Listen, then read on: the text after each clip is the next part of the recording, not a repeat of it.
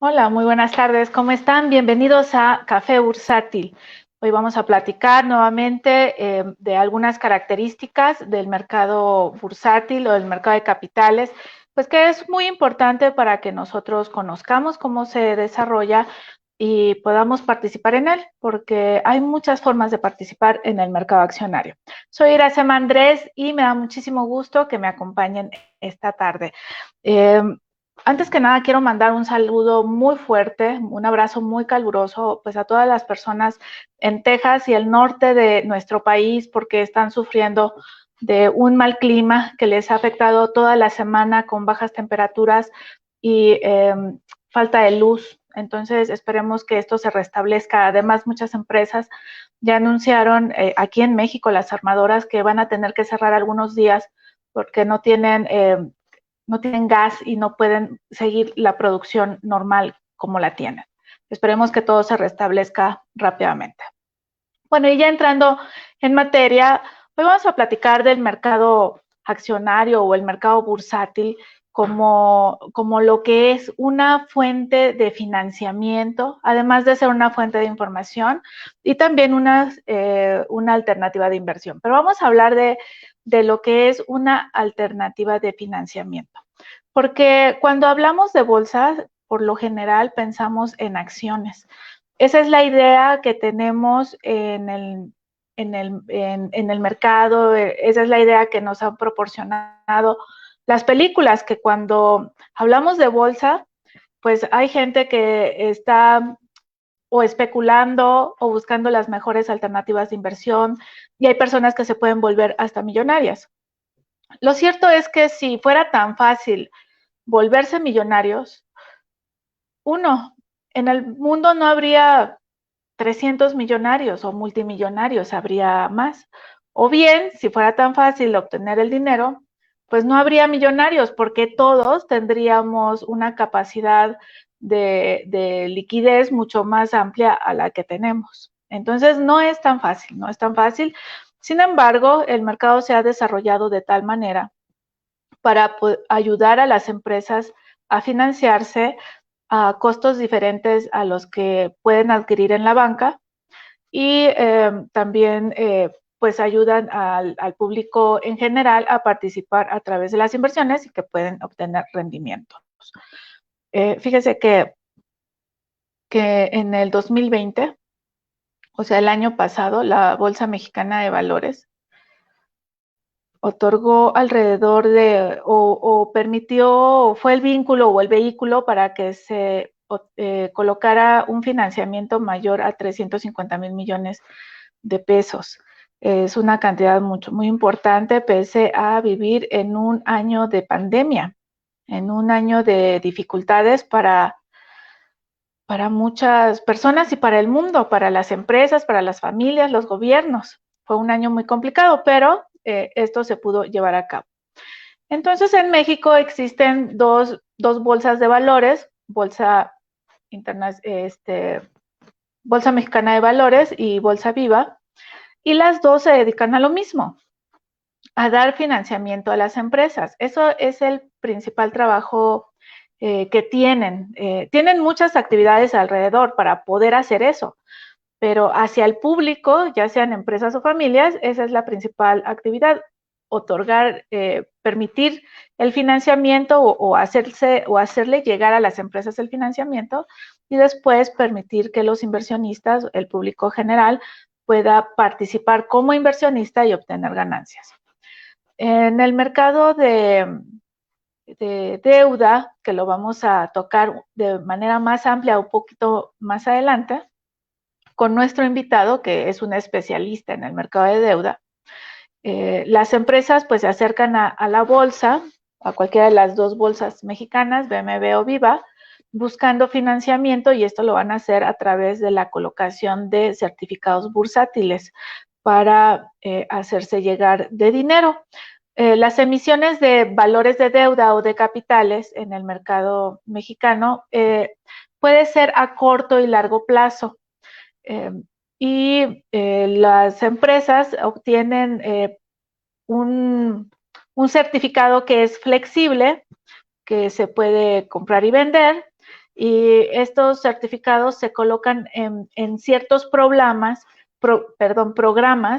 y estos programas tienen la característica que pueden ser utilizados por tramos. Por ejemplo, una empresa es susceptible de adquirir un programa de colocación de deuda de 10 millones de pesos. Sin embargo, en un primer tramo va a utilizar nada más un 10% y así, según lo vaya necesitando, irá utilizando ese programa de colocaciones.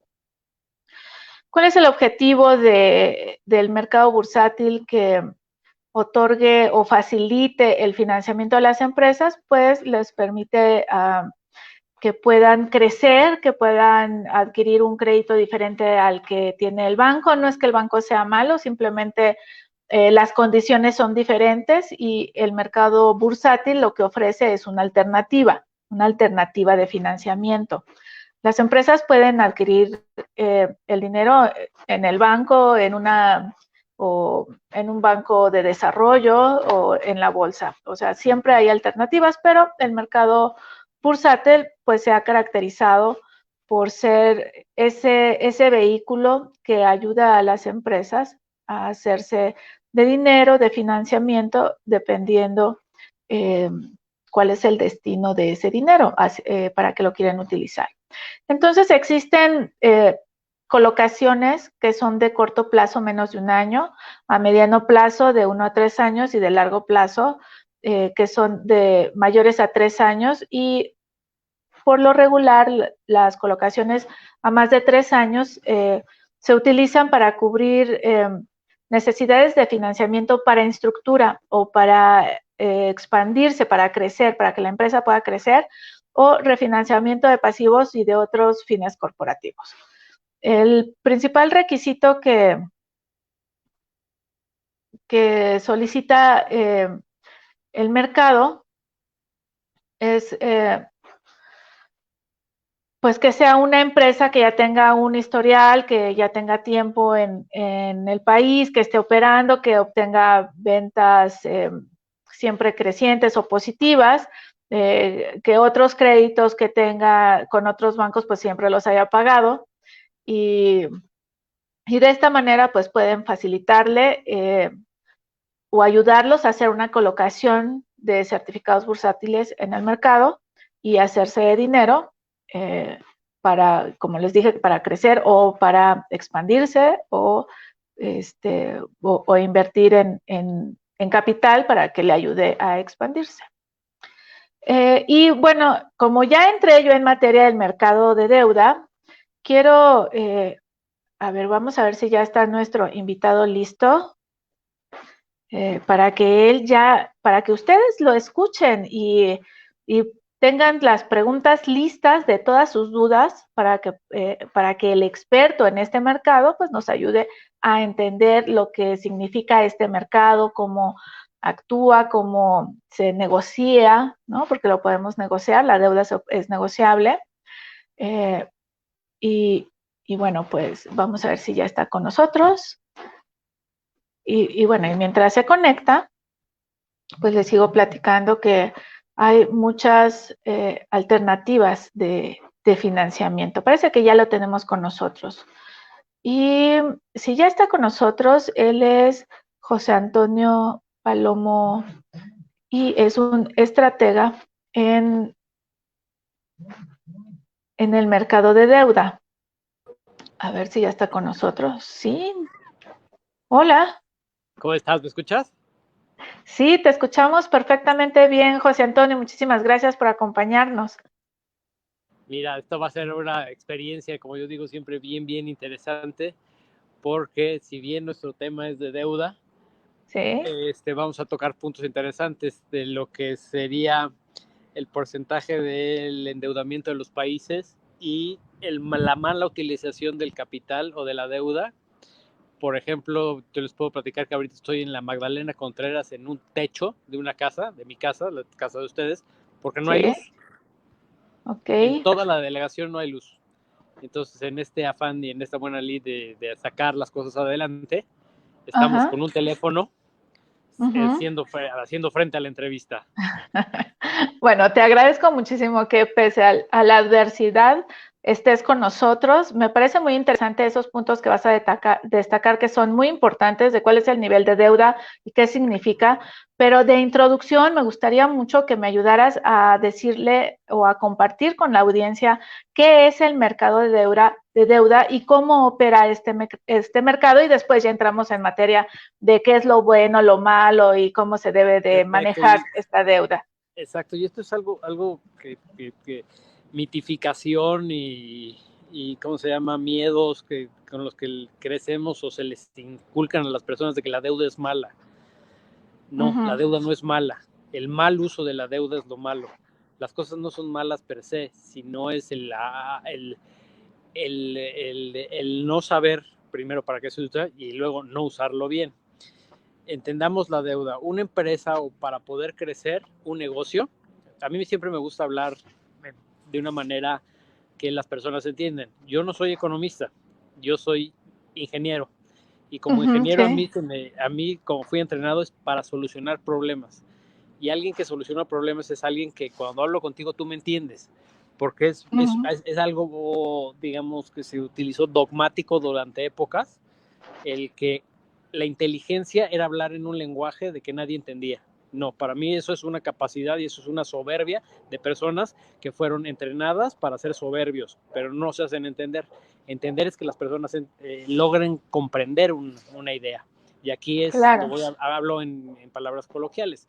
Es, si yo tengo un negocio o yo tengo una empresa, ¿cómo crezco? ¿Cómo logro hacer crecer mi empresa? Solo hay dos caminos bien sencillos. Una es o tengo socios o pido Ujú, prestado. El ujú, tener socios es lo que llamamos el mercado de capital, ¿no?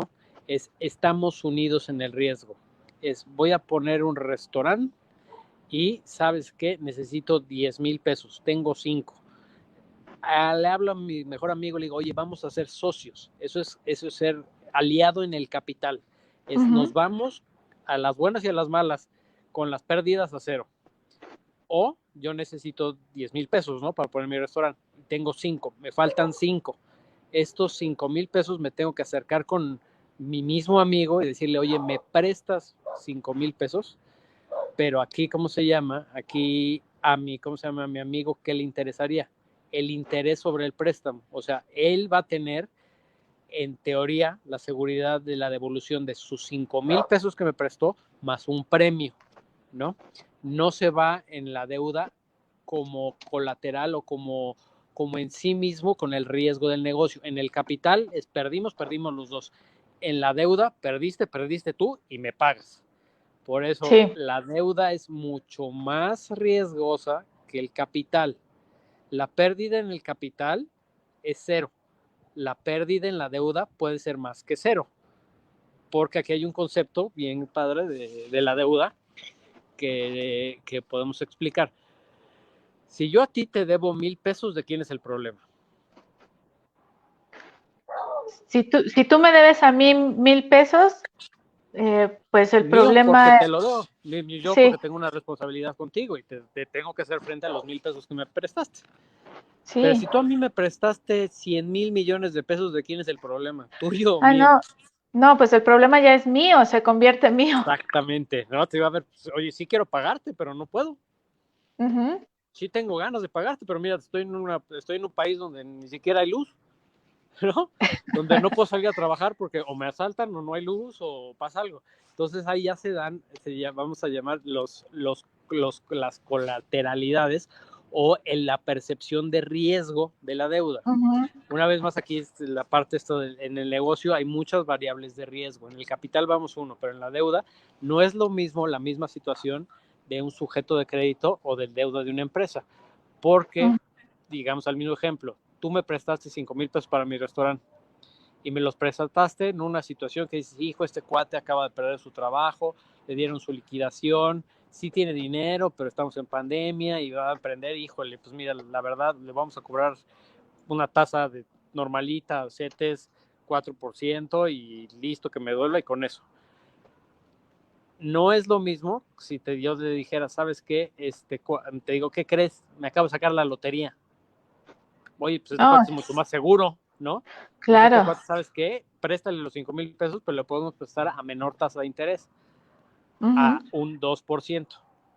O el que te lo está pidiendo por prestado, ¿sabes qué? Es que es medio borracho, es jugador, tiene muchas esposas, muchas chavas. Híjole, pues este cuate no me va a pagar de entrada, ujú, ¿no?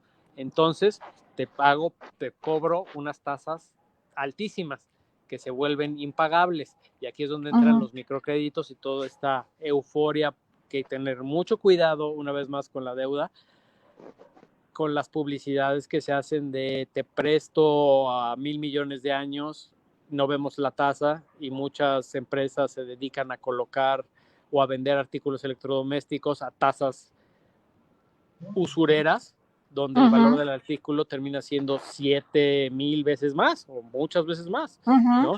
Entonces, el concepto de deuda aquí es donde entra lo interesante. Las tarjetas de crédito son buenas o son malas, depende. La deuda no es mala. El no utilizar la deuda adecuadamente, o el no, ¿cómo se llama? O el no entender el valor del dinero es lo malo. Sí. Ujú, Y aquí nos podemos, a mí me gusta siempre empezar desde el término, desde la deuda personal. Si tú entiendes, y esto ya me gusta ser un poco filosófico, una vez más te repito, yo soy ingeniero, yo no soy economista, yo no soy del ITAM, yo soy un ingeniero común y corriente de la Iberoamericana. ok. Si fuera volver a estudiar, estudiaría en el ITAM, lástima, ojalá nunca sería tan soberbio como ellos, porque eso automáticamente desprestigia todo su conocimiento, que sí son buenos, pero la soberbia nunca es buena, ¿no? Entonces, la resolución del problema, si tú entiendes tu economía personal, si tú te logras controlar tus máximos instintos, como yo me gusta presentar, hablar desde el ser humano, si tú controlas al ser humano, entiendes la economía de mercado y entiendes la economía mundial. Si no entendemos al ser humano, no podemos entender nada. El riesgo es una percepción que se tiene, que no es mala, hay que afrontarla. Por consiguiente, la mitigación de riesgo es imposible. Cuando hablamos que los CETES o la tasa libre de riesgo, no existe. Todo tiene riesgo.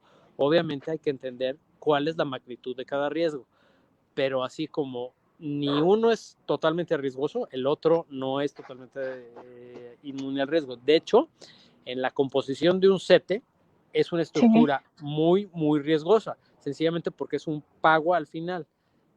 Aquí ya me voy a Ujú, entregar, cuando tú tienes diferentes deudas, te conviene tener pagos intermedios. Y de lo absurdo a lo ridículo, esto sería como la construcción de una casa. Una vez más, tú dime a mí, ¿qué es más fácil que se caiga? ¿Una casa que solo tiene dos pilares, uno al principio y uno al final, o una como el Coliseo, el Partenón griego, que tiene muchas columnas? ujú. El Partenón Sí, pues griego el que tiene es un. más seguro por Ujú, la solidez en los pagos intermedios. Entonces, ujú. en tiempos de volatilidad y de una eventual alza de tasas, siempre la revisión será más segura. Ujú. Ahora aquí, si quieres, podemos entrar a la parte de lo que ha pasado en el mundo, porque ahora estoy hablando de tasas y de que el valor del dinero. Y en el mundo está pasando algo bien, bien interesante. Y esto no está pasando desde ahorita, solo digamos, la pandemia o esta crisis mundial que estamos viviendo, solo es una consecuencia de algo que ha estado pasando a partir exacerbadamente del 2008. Y es la pérdida o desaparición del valor del dinero en el tiempo. El que las tasas sean cero. Las tasas cuando superan el cero, o como en Europa están negativas, como en Japón pasan a terreno negativo, no regresan a tener valor. Y cuando las cosas ya no tienen valor, ¿cuál es el incentivo de estar invertido a largo plazo? ¿Y cuál es el incentivo de invertir a largo plazo si Un tenemos tasa premio, cero? Ujú, exactamente. Si yo llego a una economía americana, una economía europea, y me vas a decir, oye, te compro un bono de Alemania a una tasa negativa, cualquier razonamiento que dices, oye, tasa negativa, o sea, a ver, te voy a dar el dinero, no me vas a regresar un interés y además vas a cobrar. O sea, eso en mi tierra se llama, ¿sabes qué? Mejor compro una pistola y una caja fuerte. Adiós, bancos. guardas tu No necesito el dinero y lo banco. cuidas. Ajá. Exacto, no necesito el banco. Estados Unidos, si las tasas son muy bajas, incentivas el crecimiento y en teoría, si incentivo el crecimiento, las empresas debieran de vender más, las empresas debieran de producir más, las empresas debieran de contratar más personas, ¿no? Sí. Debiéramos de crecer y debería de existir inflación. Bueno, ninguna de esas cosas ha pasado. Sí, las tasas están abajo, pero las empresas no contratan más, las empresas no producen más, las personas no compran más, entonces no hay inflación. Oye, ¿y ese dinero dónde está? ¿Y ¿Se dónde está ese desapareció? dinero? ¿Dónde está ese dinero? ¿No han oído de que las bolsas están en máximos históricos continuamente? Así es.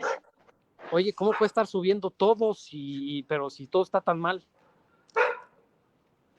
Ahí está ese dinero. Las empresas lo único que hacen es pides dinero prestado, y esto es tan sencillamente, pido dinero prestado al cero, tengo ese dinero prestado al cero, recompro mis acciones, compro acciones, subo el precio, mi valor de la acción de la empresa sube. Virtualmente soy más rico. Esto es una descomposición del modelo económico mundial. Bueno, sí, y eventualmente soy más rico, ¿qué va a pasar en el futuro? Es bien una pregunta bien interesante que me hiciste. Si fuera la respuesta lógica, no es mantenible. Debería de haber un colapso y debería de haber un inicio, un botón de restart y de otra vez todo volver a tomar un equilibrio. Ahora, la inercia es tan grande que si esto sucede, estamos hablando de las peores partes de la Biblia o de volver al inicio de la prehistoria. Y como uno de los tips es nunca hay que apostar al fin del mundo porque nunca nadie puede cobrar. Entonces, sencillamente aquí es como me gusta, soy ingeniero y soy estratega. Sí. Es un juego de ajedrez. Sencillamente no hay manera de parar esto. Las inyecciones de liquidez por parte de los bancos centrales o que las tasas permanezcan bajas es infinita. Pero no puede ser infinita una inyección porque el mismo gobierno, hay inyecciones por parte de la banca central y hay inyecciones o apoyos por parte del gobierno, y cuando el gobierno también se endeuda mucho, pues tiene que pagarlo, ¿no? O sea, tampoco puede Eventualmente estar... alguien lo debería pagar, ¿no? Eventualmente, sí, bajo porque... bajo una lógica, debería de haber alguien que termine pagando la cuenta de todos, ¿no? Esto sí, estamos claro. en una fiesta, todos hemos llegado a alguna fiesta. A mí no me gusta tomar, pero generalmente cuando agarra a alguien y se le ocurre, vamos a dividir la cuenta. Híjole, esto es como que le abres la puerta a todos y empiezas a ver cómo empiezan a pedir de todos. Oye, pero yo nada más me pedí 2 cocas. ¿Cómo que vamos a dividir la cuenta? ¿No? Sí, si nada más me tomé las 2 cocas, ¿no? Y los demás sí tomaron alcohol. Cada quien su golpe, ¿no? Bueno, sí. esa parte de vamos a dividir la cuenta se llama globalización. No está tan padre, ¿verdad? No está tan padre, pero todos la vivimos. Este mundo globalizado, miren, este mundo globalizado, no tenemos ni luz. Exacto. Pero eso sí, me puedo chatear con alguien de Indonesia. No me interesa hablar con alguien de Indonesia, me interesa ir a la tiendita por una coca y que no me asalten. Yo no quiero saber qué está pasando en Japón, quiero estar tranquilo. Ese es uno de los malestares de la globalización. Bueno, aquí traes un componente político de las personas, ¿no? Generalmente, al político, el político, ¿por cuánto tiempo es político? Esperemos que por su ciclo. En teoría, los presidentes tienen cierto periodo de tiempo. En teoría, porque Rusia lleva 20 años. En teoría, tienen una fecha final. Pero, si yo nada más voy a estar este tiempo, pues entonces a mí lo que me importa es prometer para estar en ese tiempo. Ya después, quién pague la cuenta, no me importa, porque al final del día, ¿yo qué voy a hacer? Voy a decir, no hay luz por culpa del de antes. Se vuelve muy perverso el incentivo y aquí metemos al ser humano en todo esto. Bueno, y entonces, ¿qué debería de hacer el gobierno para evitar esa descomposición misma de la sociedad a partir de la globalización, el crecimiento, los estímulos y demás factores que vemos y que podemos conocer a través de la historia, ¿no? O sea, Exactamente, ¿cómo se podría corregir esto? me dice tu persona, lo que me pregunta es una pregunta muy, muy inteligente. No hay que ser genios, no hay que desarrollar, no me interesa ver cómo un cochecito llega a Marte. Me interesa que en mi casa no hay luz, que no puedo ir a por una coca. No me interesa que el ser humano sea tan inteligente para que Elon Musk, para tener un coche sin electricidad, sin gasolina, perdón. Me interesa esto. ¿Cómo lo puedes hacer? Voltea la historia. Todo ya está inventado. ¿Quiénes lo han logrado hacer? Y sí existe. Se llama economía social de mercado. Alemania de la posguerra. Para esto primero necesitas una evolución del ser humano. ¿Cómo logró esto Alemania? De estar totalmente destruida, desmotivada, desmoralizada, pero bajo bases como las cuales ahorita están enfrentando la pandemia. En ese tiempo fue, ok, ¿qué tengo? Muchos heridos de guerra, pero tengo que reconstruir todo. Pero por mi vocación estoy de acuerdo a trabajar algo, media hora más para ayudar a ¿cómo se llama? Mi compañero que no tiene brazo. Entonces, de este modo, la producción aumenta. Si las empresas tienden, y ahí haz de cuenta, y esto nos ha enseñado mucho, si como empresa empezamos a dejar de ver a los empleados como empleados y los empezamos a ver como socios, aumentas la productividad.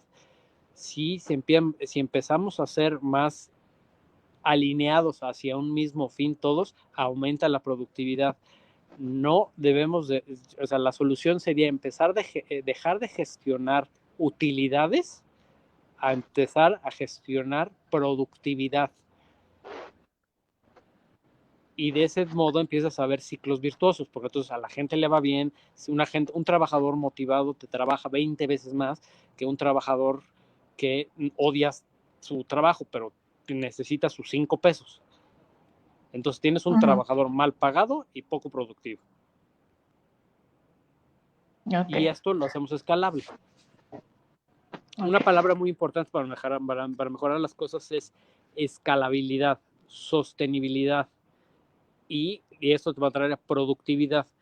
Si ya tienes estas tres, escalabilidad, sostenibilidad, rentabilidad, vamos a tener la cuarta, que es como lo que buscan todos, la rentabilidad. El problema es que el modelo está al revés. El problema es que el modelo solo busca rentabilidad. Entonces, si nada más me busca rentabilidad, entonces busco nada más remuneración en el corto plazo. Y aquí nos podemos ir a un dicho de abuelitas. Todo lo que si te da mucha felicidad en el corto plazo, seguramente es malo. Ah, qué caray con las abuelitas. Oye, José Antonio, te voy a interrumpir tantito porque la audiencia ya está empezando a mandar las preguntas Claro. Relacionadas aquí con toda la exposición que tenemos. Y haciendo referencia a lo que comentabas, que los países se endeudan, ya sean por los estímulos o la inyección de dinero o los apoyos gubernamentales, Ángel pregunta, ¿qué efecto tendrá el que el dinero de los estímulos en Estados Unidos se estén invirtiendo en acciones? Mira, hay muchos daños colaterales y podemos ver desde un ejemplo muy, muy reciente, que fue el tema de GameStop, el de la manipulación de acciones por parte de inversionistas pequeños para romper las llamadas de margen de los grandes inversionistas. Toda esta perversión de los estímulos, como al romper la eficiencia, al regalar dinero, al invertir, al imprimir dinero solo porque sí, esto rompe la eficiencia y entonces pues van a empezar. ¿Qué pasa? Literal, lo ridículo es como si a un pollo le empezaras a poner esteroides. Voy a tener un pollote, pero a lo mejor le salen 3 ojos, 2 plumas, a lo mejor le sale cola. Sí, hay una distorsión.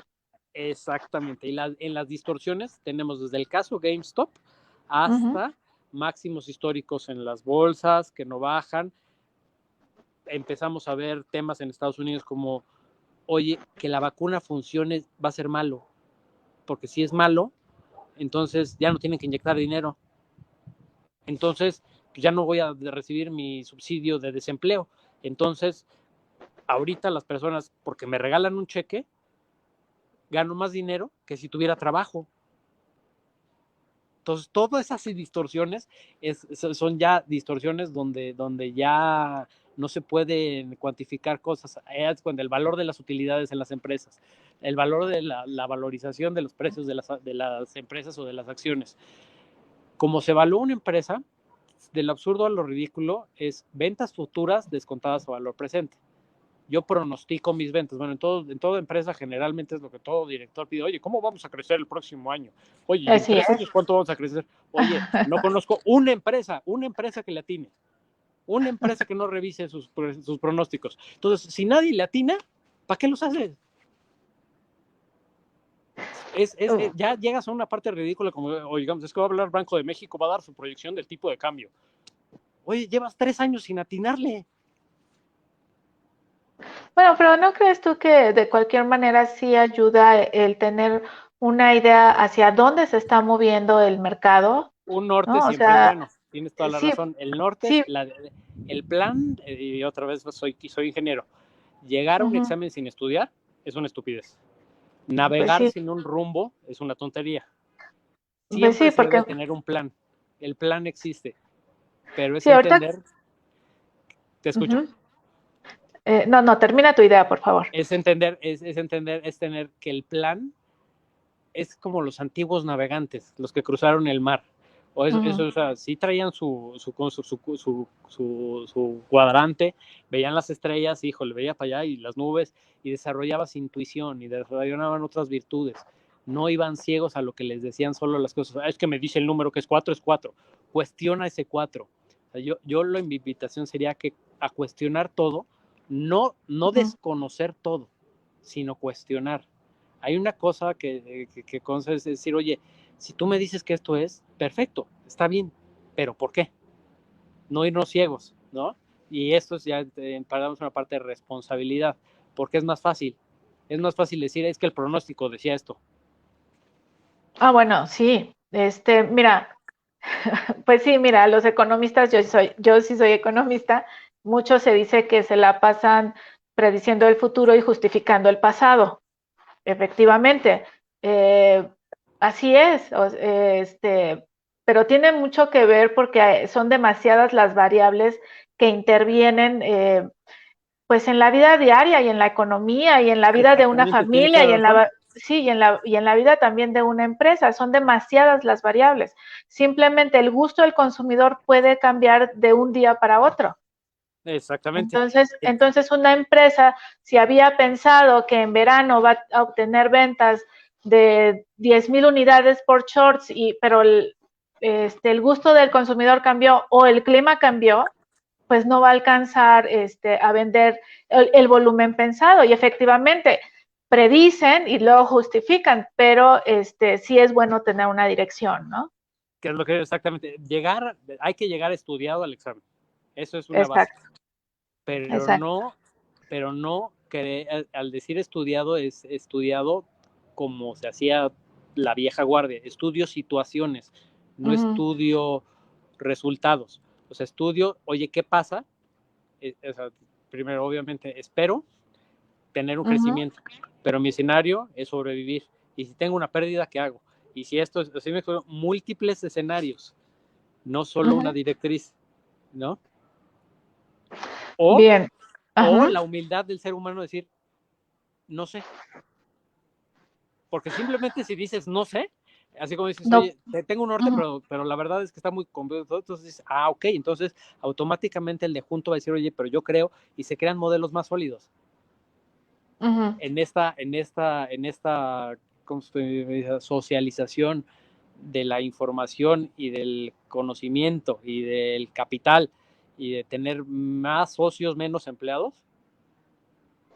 menos jefes, más soldados, creo que así avanzamos más.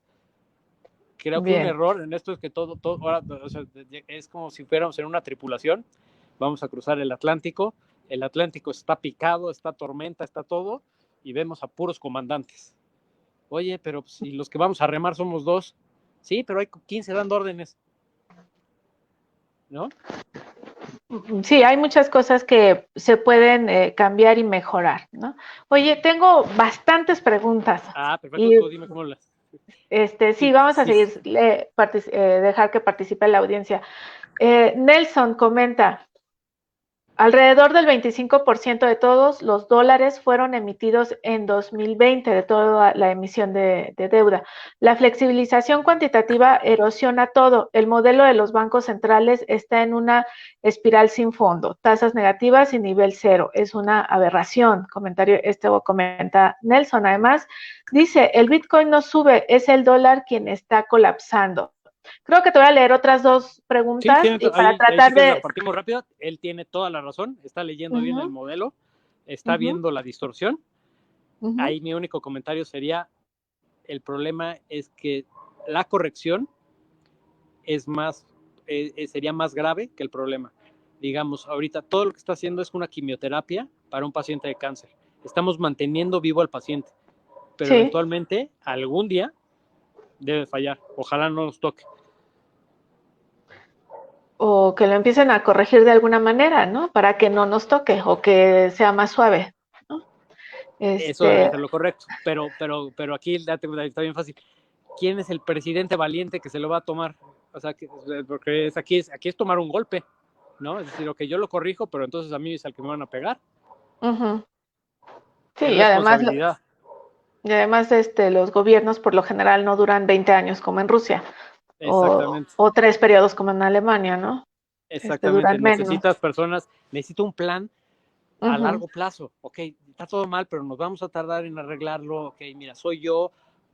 Yo empiezo con el golpe, luego tienen que confiar en el que sigue, tienen que confiar en el que sigue, tienen que confiar en el que sigue, pero aquí lo que pasa es que no aquí en México, aquí en México nada más no tenemos luz, pero bueno, en el mundo y en el mundo, para allá vamos, pero Uh-huh. es, cada que llega uno se cree genio y quiere reinventar el agua de limón. Bueno, que no le pongan azúcar y ya.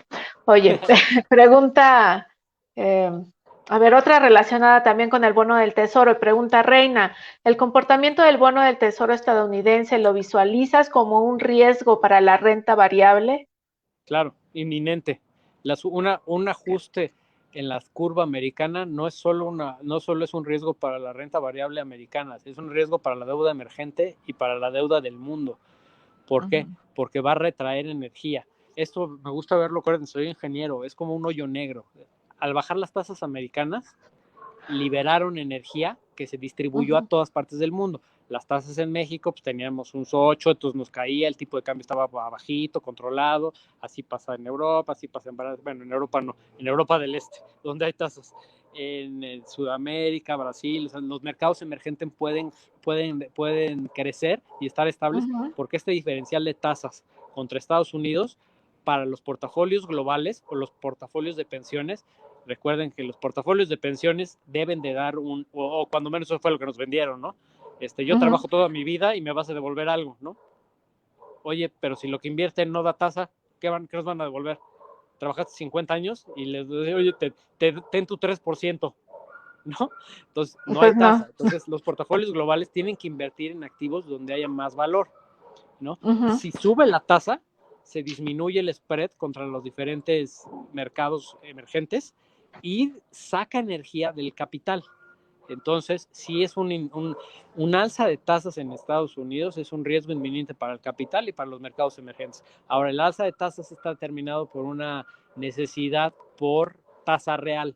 Tasa real es darle valor al dinero, ¿no? Si la inflación en Estados Unidos está al 2.5 y los bonos están al 2 de 30 años, al 1.30, arribita el 1.30, el de 10 en Estados Unidos, entonces estoy perdiendo el valor de mi dinero, estoy deflacionado.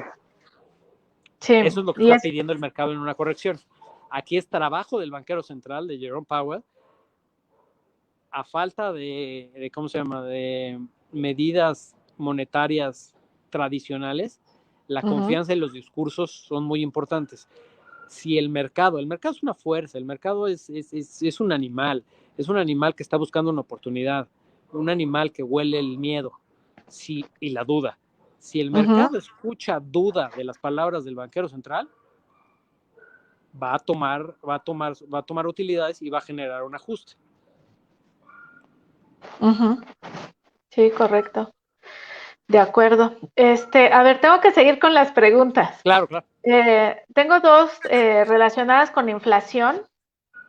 Jenny pregunta, ¿cuál es tu expectativa de la inflación y el impacto que pueda tener sobre las tasas de interés? Y Josh pregunta, ¿qué inversión me podría ayudar a cubrirme de la inflación?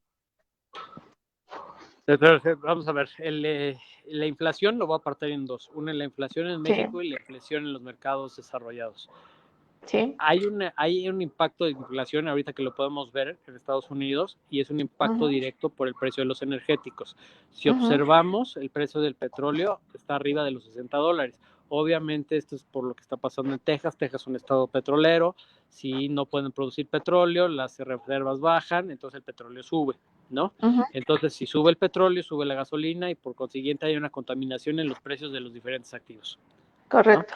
Y a esto lo traemos aquí las referencias de, si recordamos, marzo y abril del año pasado fue cuando el petróleo llegó a operar en valores negativos, ¿no? Sí, Entonces, la sí. referencia anual de la inflación es Uh-huh. cero.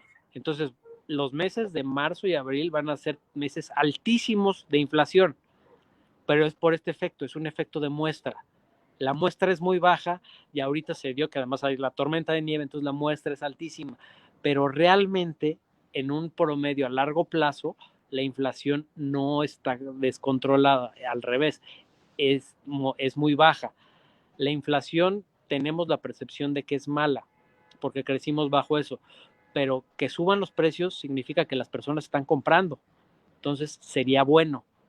Entonces, aquí yo lo vería, una es para cubrirnos de la inflación, los tips americanos o las UDIs, en el caso mexicano, de corto plazo, creo que son Uh-huh. un buen activo de inversión. Las UDIs a largo plazo no estoy tan seguro, no me siento tan cómodo. Aquí ya podríamos Okay. jugar con estrategias un poco más, ¿cómo se llama? Comprar corto, vender largo, y ya es donde empieza la ingeniería. Pero del absurdo a lo ridículo, lo que quiero que se queden es el concepto de inflación, no es malo per se, y si hay inflaciones altas es porque en este momento la muestra fue muy baja, la que tenemos del año pasado, y es por el precio de los energéticos. Ok, muy bien. A ver, seguimos. Fer pregunta, ¿es seguro invertir en Viva? Y esta la voy a relacionar. Bueno, antes que esto, me gustaría que le comentaras al público que las bolsas, en las bolsas se emite deuda y por eso es que estamos hablando de que el mercado bursátil es fuente de financiamiento.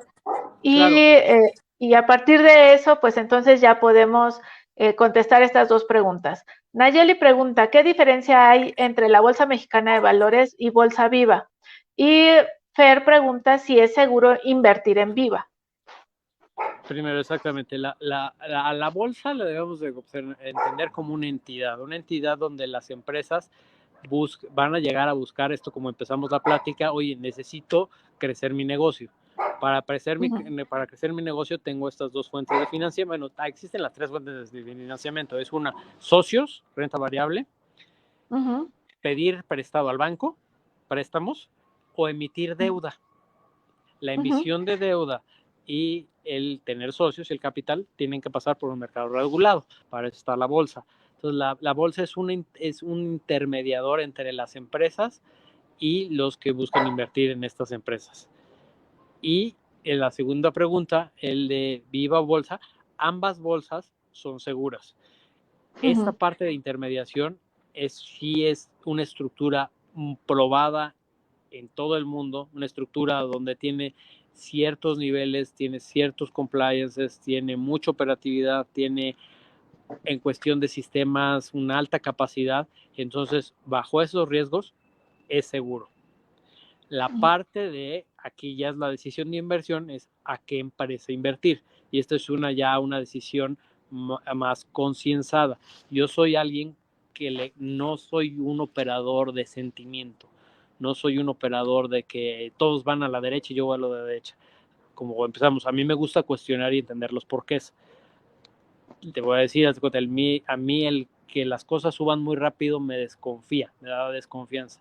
A mí me gusta más las cosas que veo un proyecto a futuro, veo crecimientos estables, veo un manejo de la inversión sólida, veo un consejo administrativo y un consejo o de toma de decisiones probado y con una calidad ética valiosa, y entonces veo el potencial de inversión en un negocio. Quizás no voy a tener los rendimientos en el corto plazo que tengan estas macro tendencias, pero a mí me gusta ver el valor.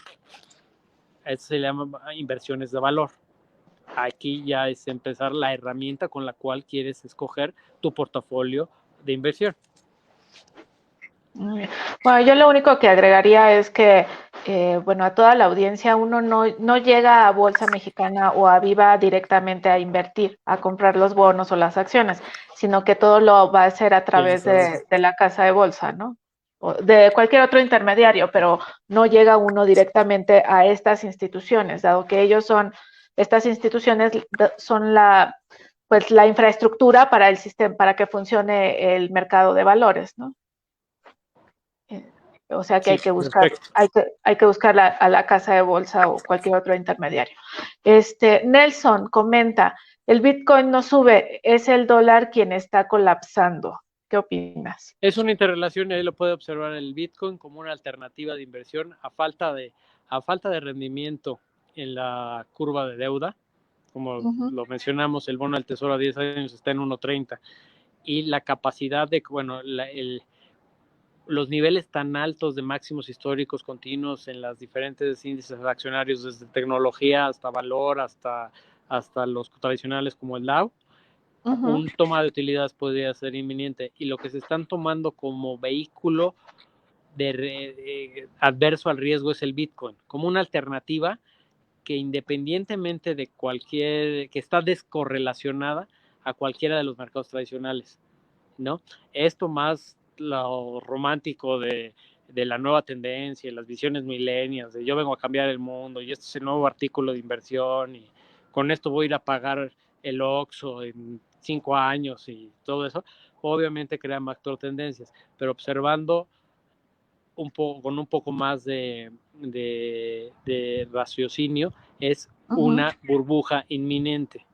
Y esto es como, a mí me gusta explicarlo, es como a lo mejor no les tocó, a lo mejor tú te acuerdas del Lobombo. Esto es una discoteca que solo tiene una salida de emergencia. Y todo el mundo está en la fiesta y echando brincos, y mira qué bonito. y ya otra botella de tequila, otra botella de Bacardí, todos. Hasta que se apaga la luz. Y inicia el incendio. Y todos tienen que salir por la misma puerta. No todos van a alcanzar a salir. Así es. Sí, precisamente hace un par de días, no, o ayer alcanzó niveles de $51,000 y en ese nivel, en lo que va del año, o sea que son 6 semanas, el incremento en el precio del Bitcoin es de 700%. Entonces, pues ya hay que estar preparados para el ajuste y un fuerte ajuste, ¿no? Algo que les puede servir y un consejo para la vida es pensar dinero en la bolsa, dinero que nadie te quita, ¿no? Así es. A nadie le ha ido mal en su trabajo por generar dinero y por cobrar, ¿no? Así es. Y ser prudente y eliminar la ambición y dejar ya los últimos pesos que sean para alguien más, siempre es una buena opción. Okay. A ver, Ángel Morales comenta, buenas noches, me encanta el análisis de José Antonio, lo sigo en Rankia. No, pues excelente. También debo de mencionar que José Antonio Palomo escribe en Rankia, así es que también lo puedes seguir en esta plataforma. Pues José Antonio, ya se nos acabó el tiempo y a ver, aquí hay una última pregunta. Los ajustes del Bitcoin son como de 85% cuando la curva parabólica es violada. Bueno. Así todo se aprende. La verdad no sigo tanto el Bitcoin, te digo porque me da miedo, porque ya son niveles que digo, es completamente fuera, pero el nivel de un ajuste de 85%, dado el incremento que platicamos ahorita, se me haría hasta lógico, ¿no? Sí, claro. Si sube 700, baja 85, apenas Es está tomando nada. aire. Exacto. Sí, sí, es nada. Todavía va a tener mayores ajustes y todavía en estos días puede seguir subiendo porque mucha gente estará pensando que se va a volver la moneda de uso en el corto plazo, ¿no? Entonces, puede suceder, pero de que se tiene que ajustar, hay que estar preparados para ese ajuste. José Antonio, yo te agradezco muchísimo que me hayas acompañado esta tarde. La verdad es que este tiempo se me fue volando. Tenemos que planear otra plática porque estoy segura que si a mí se me fue volando, a la audiencia también. Y Perfecto, pues lo que tú necesites. Estoy a tus órdenes. muchísimas gracias. Te manda a felicitar Clau Suárez. Así es Gracias. que le encantó tu exposición, a mí también. Y sí, tendremos que vernos en otra ocasión. Y muchísimas gracias por haberme acompañado esta tarde. Hasta luego. Hasta luego. Bye. Pues grandes comentarios tuvimos hoy de Antonio Palomo. Ya lo comenté, él escribe para Rankia, así es que puede seguirlo puede seguir más de sus comentarios a través de esta plataforma. Prácticamente ya se nos acabó el tiempo, fue una plática dirigida hacia el mercado de deuda, pero como vemos hay muchos factores que están involucrados en el mercado de deuda. Hay muchos factores que determinan el movimiento de la deuda, si el que la deuda aumente, el nivel de tasas de interés, y esto seguirá siendo así, que muchos factores determinen cuáles son los niveles de precios de bonos o certificados y cuál es el rendimiento que estará pagando.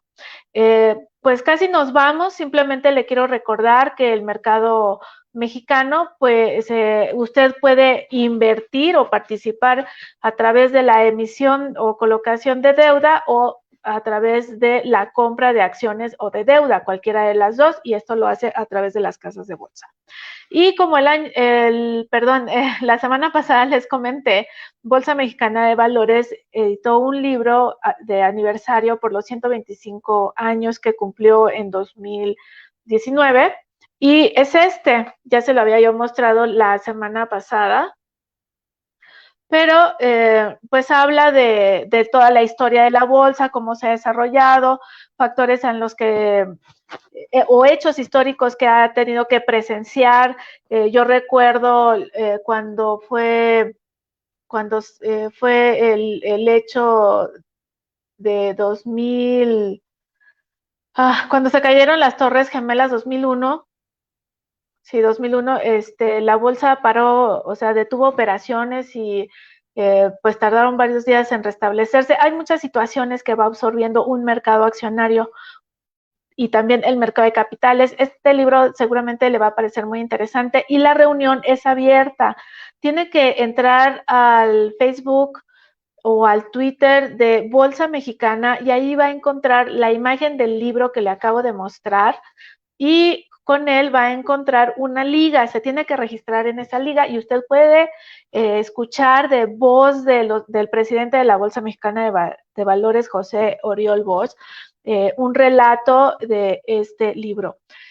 Me encanta estar con ustedes, el tiempo se fue y me tengo que despedir. Yo soy Iracema Andrés y espero verlos la próxima semana aquí en Café Bursátil, y esta es una taza del Museo de Bolsa Mexicana de Valores. Buenas noches.